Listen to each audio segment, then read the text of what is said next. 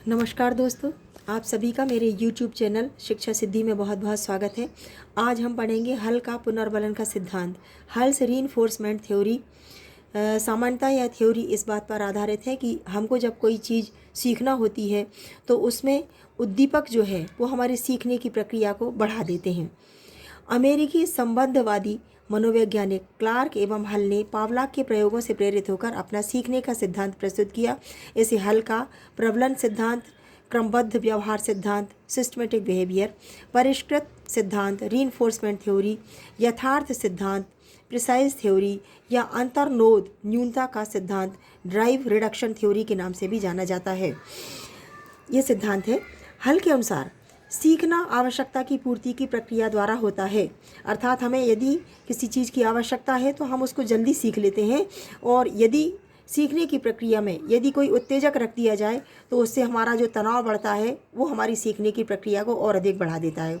हल के अनुसार आवश्यकता की पूर्ति या कमी के प्रभाव एस आर बॉन्ड, एस माने स्टिमुलस और आर फॉर रिस्पॉन्स पर पड़ता है, और इस उत्तेजना माने स्टिमुलस एवं रिस्पॉन्स के मध्य जो ड्राइव है या अंतर्नोद जो तनाव है ये बहुत बड़ा रोल अदा करता है। यहाँ ड्राइव या तनाव किसी चीज़ की आवश्यकता से होने वाला तनाव है, अर्थात यदि हमको किसी चीज़ को सीखने में तनाव अधिक होगा तो हम उस तनाव को कम करने के लिए उस प्रक्रिया को जल्दी सीखते हैं। कोई प्रतिक्रिया आर किसी उद्दीपक एस से मिलकर शीघ्रता से संपन्न होती है, क्योंकि किसी प्रतिक्रिया की आवश्यकता से होने वाला तनाव उसके उद्देश्य तक पहुंचने पर समाप्त हो जाता है। प्राणी की आवश्यकता की पूर्ति होने से प्राणी पुनर्वलन प्राप्त करता है और एस आर बॉन्ड मजबूत हो जाता है एवं प्राणी उस कार्य को सीख लेता है। उदाहरण के लिए, जब हमारी परीक्षा आती है तो हम परीक्षा के समय में अपना बहुत सारा कोर्स कम समय में जल्दी जल्दी पूरा कर लेते हैं, क्योंकि हमको परीक्षा का तनाव होता है कि दिन पास आते जाते हैं परीक्षा के और हमारा कोर्स बहुत ज़्यादा रहता है। तो चूँकि परीक्षा हमारी उद्दीपक है यहाँ पर, और उससे होने वाला तनाव हमको जल्दी कार्य करने के लिए या ज़्यादा पढ़ने के लिए मजबूर कर देता है। सिद्धांत से संबंधित प्रयोग। हल ने अपने सिद्धांत को स्पष्ट करने के लिए 2 खाने वाले पिंजड़े में एक चूहे को बंद कर दिया एवं दोनों खाने जो है वो ऊपर एक छेद के द्वारा आपस में जुड़े हुए हैं। एक खाने में चूहा है तथा दूसरे में खाना रखा हुआ है, और इस पिंजड़े के फर्श को पर हल की विद्युत धारा प्रवाहित की जा रही है। प्रयोग इस प्रकार है कि जब फर्श पर विद्युत धारा प्रवाहित की जाती है तो इस विद्युत धारा के प्रभाव से चूहा उछल कूद करता है, जिससे उसको भूख लगती है। अब वो देख रहा है कि पिंजरे की उस तरफ रोटी रखी हुई है, तो यहाँ पर विद्युत धारा उद्दीपक का कार्य कर रही है, और धीरे धीरे जब उछल कूद करता हुआ चूहा इधर उधर दीवार से सिर मारता है, लेकिन धीरे धीरे करके वो वह छेद ढूंढ लेता है और पहले छेद तक पहुँचता है, फिर नीचे गिरता है, छेद तक पहुँचता फिर नीचे गिरता है। लेकिन जब उसको बार बार भूख ज़्यादा लगती है और सामने रोटी दिखती है तो वो इस छेद को पार कर कर दूसरे कमरे में या दूसरे कक्ष में पहुँच जाता है और रोटी को खा लेता है। अब यहाँ पर विद्युत धारा उद्दीपक है और उछल कूद उसकी प्रतिक्रिया है, और इस प्रतिक्रिया ये काय के लिए हो रही है? रोटी प्राप्त करने के लिए, माने रोटी उसका उद्देश्य है। तो विद्युत धारा जो ऐसे उछल कूद इसका रिस्पॉन्स है, और यहाँ पर जो ब्रेड है वो ड्राइव का काम कर रहा है, उसकी भूख जो है वो तनाव है, और जो रोटी पर जा कर के ख़त्म हो जाती है। यह प्रयोग तब तक करते हैं जब तक चूहा दूसरे कक्ष में कूदना नहीं सीख जाता। विद्युत धारा प्रवाह के साथ ही दूसरे कक्ष में वह कूद जाता है। धीरे धीरे जैसे ही उसको लगेगा कि यदि हम विद्युत धारा को बल्ब से संबोधित करें, तो यदि हम विद्युत धारा ना भी प्रवाहित करें और सिर्फ बल्ब जला दें, उतने में ही चूहा जो है हमारा दूसरे कक्ष में कूद जाता है, मतलब वो दूसरे कक्ष में कूदना सीख जाता है। ये सीखने का सिद्धांत है। कुछ दिन पश्चात विद्युत धारा प्रवाह के पहले अगर हम घंटी बजाएं तो फिर विद्युत धारा प्रवाहित करते हैं, तो कुछ दिन बाद चूहा सिर्फ घंटी की आवाज़ से ही दूसरे कक्ष में पहुंच जाता है। इसी प्रकार चूहे को एक कक्ष से दूसरे कक्ष में कूदना आ जाता है।